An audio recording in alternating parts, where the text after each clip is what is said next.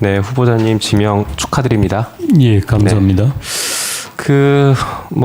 오후에 일단 보충 질의 때는 정책과 관련된 질의를 좀 이어갈 것이고, 지금 질의에서는 도덕성 검증과 관련된 걸 좀 말씀을 드려야 될 것 같아요. 그래도 그 전에 한두 가지만 말씀드려보면, 아까도 말씀하신 것처럼 임기가 1년도 안 되는데 대통령께서 지명하신 것을 보면 특별한 신뢰관계가 있지 않고서는 쉽지 않겠다라는 생각이 들어서 그 부분 이따 한번 잘 고민해 보시고요. 그리고 그 짧은 임기 동안에 무엇을 할 것인가 제도 개선 고민하셨는데, 그것과 관련해서 독일처럼 우리도 헌법재판소가 수도인 서울에 있지 않고 다른 지역으로 이전하는 것을 검토해 보시죠. 실제로 광주광역시 헌법재판소로 이전하는 법안도 발의가 되어 있습니다. 5.18의 상징적 의미를 갖는 광주에 헌법재판소 이전 고민해 보시고, 이따 오후 질의 시간에 다시 한번 답변 부탁드릴게요. 자, 준비된 거 말씀드릴게요. 아까도 잠깐 말씀드렸던 것처럼 재산 신고 문제가 좀 있어요. 지금 후보자님 그 부모님 모두 다 살아 계시죠? 예, 그렇습니다. 건강 상태는 어떠세요? 어머니 건강이 안 좋으시다고. 아버지도 안 좋으십니다. 네. 연세가 97이시기 때문에 예. 바깥 출입을 못 하시는 상황이고, 그러시죠? 어머니는 침해로 한 10년 정도. 예, 부모님께서 그럼 소득 활동을 하시기 어려운 상태이겠네요. 예, 그렇습니다. 네. 그런데 보니까 후보자께서 재산 신고를 쭉 해오다가 2007년부터 재산이 공개가 됐는데, 공교롭게 그때부터 부모님의 재산을 고지 거부를 하기 시작했습니다. 예. 예. 그래서 그 무렵에 그때까지 이제 재산 신고된 부모님의 금융 자산을 보니까 6,300만 원이었는데, 2018년에 고지 거부 증빙 제출을 하면서 이때 부모님의 재산을 봤더니 금융 자산이 6억 400만 원. 10배가 증가했어요. 방금 말씀하신 것처럼 부모님께서 건강도 안 좋으시고 특별히 소득 활동을 안 하시는데 어떻게 이렇게 10배나 증가했는지 굉장히 의아합니다. 자, 그리고 다음 보여주시죠. 지금 모친의 삼성증권 잔액을 보니까 이게 2억 6천만 원이 현재 있는 것 같고요. 네, 그 다음 또 보여주시죠. 다음으로 쭉 넘겨주시면, 다음 넘겨주세요. 다음으로. 자, 보면은 그 다음 넘겨주세요. 고지 거부하시면서 보니까 후보자께서 한 150만 원 정도씩 정기적으로 부모님께 생활비를 일치하셨던 것 같아요. 그러니까 다시 말해서 부양 의무를 이행하셨던 것 같은데, 피부양자가 아니다라고 고지 거부한 게 저는 일단 잘못됐다는 얘기를 하는 겁니다. 자, 그러면서 특이한 점이 있어요. 저 보면 이기석이라는 분은 동생이시죠? 예, 그렇습니다. 저분이 이제 검사 출신이시고 지금 변호사시죠. 동생이랑 같이 매달 저렇게 생활비를 보내주시는 것 같은데, 이 계좌 누가 지금 관리하고 있어요? 이 통장. 아버지가 가지고 계십니다. 아버지가 관리하세요? 예, 그렇습니다. 그럼 다음 보여주시죠. 이상합니다. 그 방금 말씀하신 것처럼 굉장히 연로하신 부모님께서 관리하시는 계좌에서 어떨 때 보면 7천만 원이라는 목돈이 갑자기 현금으로 빠져나가기도 하고, 그다음 보여주시죠.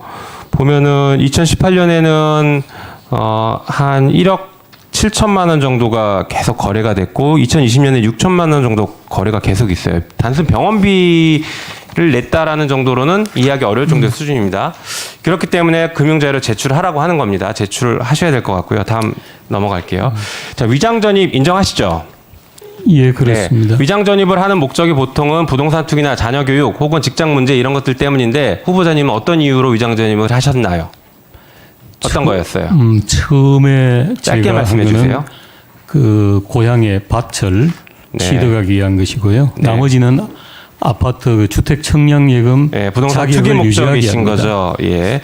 자, 이렇게 위장전입하면 처벌받는 거 알고 계시죠? 그때는 몰랐습니다. 네. 의식을 하지 않았습니다. 네. 법률의 부지는 용서받지 못한다는 예, 법원 잘 알고 알겠습니다. 계시죠? 예. 만약에 후보자의 사건이 형사재판 하셨으니까 후보자님의 사건이 그 형사재판으로 배당이 됐다라고 하면 유죄 선고하셨겠죠? 예, 그렇습니다. 네. 솔직한 답변 감사합니다. 네. 그래서 보니까 그 후보자는 고위공직자라서 잘 피해간 것 같아요. 경찰청 자료 한번 보실까요? 이게 매년 주민등록법 위반으로 1000건 이상씩 이렇게 처벌받고 있어요. 고위공직자라서 이렇게 잘 피해간 것 같은데, 이 적어도 헌법재판소 소장으로 임명되는 것은 국민의 눈높이에 맞아야 된다고 생각합니다. 다음 보여주시죠. 청약 당첨되려고 주택 환수에 위장했을 때는 주택 환수하고 형사처벌도 받고 있다. 뭐 이렇게 여러 가지 사회적인 문제가 되죠. 그 다음 보여주세요. 다음 보여주세요.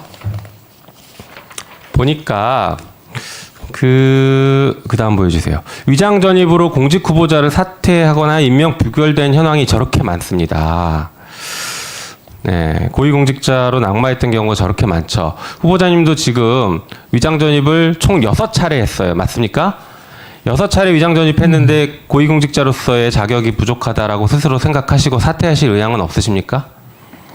예, 저번 2018년 청문회 때도 말씀드린 것처럼 이 여하를 막론하고 고위공직자 또 후보로서 과거에 위장 전입이 있었던 것 잘못된 점 인정하고 사과드립니다. 그러니까 사퇴할 의향은 예. 없으신가요? 예, 그 점 때문은 없습니다. 네, 불법의 평등 없다라는 얘기 알고 계시죠?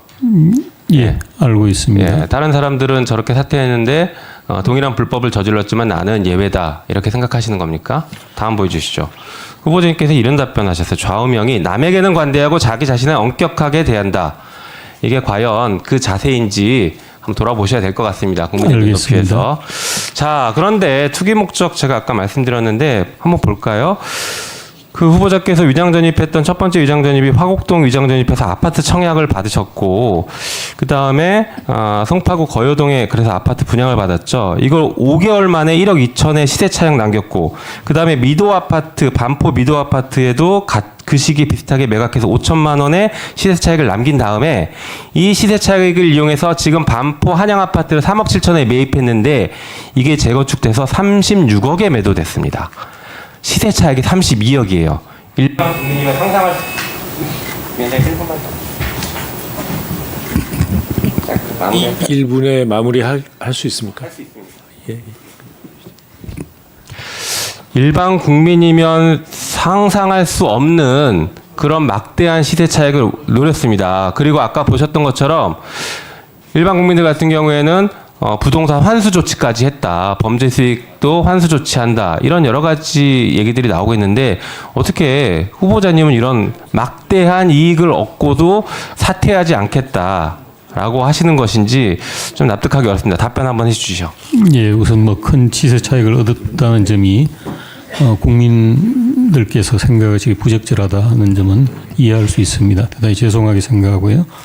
제가 거주하던 한양 아파트는 바로 서초동 법원 옆에 있는 아파트입니다. 그 당시로는 가장 낡은 아파트에서 시세가 쌌기 때문에 제가 매입을 하게 됐는데 한 20년 살다 보니 그게 재건축을 하는 바람에 지금과 같은 시세 차익을 얻게 된 겁니다.